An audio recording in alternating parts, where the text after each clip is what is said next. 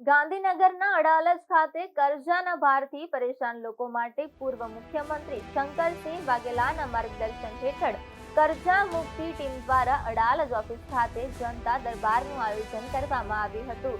આ જનતા દરબારમાં કર્જાથી પીડિત લોકોની સમસ્યાઓ સાંભળવામાં આવી હતી। આ પ્રસંગે શંકરસિંહ વાઘેલાએ ગુજરાત સરકારને અપીલ કરતા જણાવ્યું હતું કે જેમ હિમાચલ પ્રદેશ સરકારે નાના વેપારીઓનું 1 લાખ રૂપિયા સુધીનું દેવું માફ કર્યું છે, તેવી જ રીતે ગુજરાત સરકાર પણ કર્જાથી પરેશાન લોકોને ઓછામાં ઓછું 5 લાખ રૂપિયા સુધીનું દેવું માફ કરે, તેમજ જેમનું દેવું માફ કરવું શક્ય ન હોય તેમને 2 વર્ષ સુધી વ્યાજ અને પેનલ્ટી મુક્ત સમય આપવામાં આવે। જનતા દરબારમાં ગુજરાતના વિવિધ જિલ્લાઓમાંથી 200થી વધુ વેપારીઓ, ખેડૂતો, મજૂરો, મહિલાઓ તથા નોકરિયાત લોકો હાજર રહ્યા હતા। તમામ લોકોએ પોતાની સમસ્યાઓ લેખિત રૂપે રજૂઆત કરી હતી। કર્જા મુક્તિ અભિયાન ટીમ દ્વારા આ તમામ અરજીઓ અને રજૂઆતો વર્તમાન મુખ્યમંત્રી સુધી પહોંચાડવામાં આવશે તેમ જાણકારી આપવામાં આવી હતી।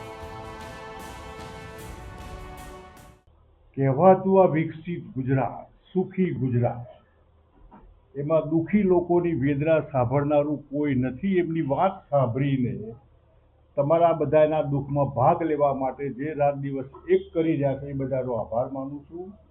અને મને જે સમાચાર મળ્યા એમાં હિમાચલ સરકારે 1 લાખ રૂપિયાનું દેવું માફ કર્યું છે। હું માનું ત્યાં સુધી ગુજરાત સરકારને આપણે ટાઈમ લઈને મુખ્યમંત્રીને કહેવાય કે તમે કમસે કમ 5 લાખનું દેવું માફ કરો, અને આપણી સરકાર આવશે અને તમે લાવશો તો તમારું 25 લાખ રૂપિયાનું દેવું હોય તો એ માફ કરીશું। એમાં કંઈ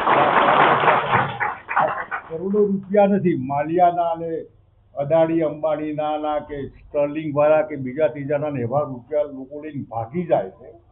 આપણે તો ઘરે બેઠા છે, ન છૂટકે આ પૈસા લીધેલા।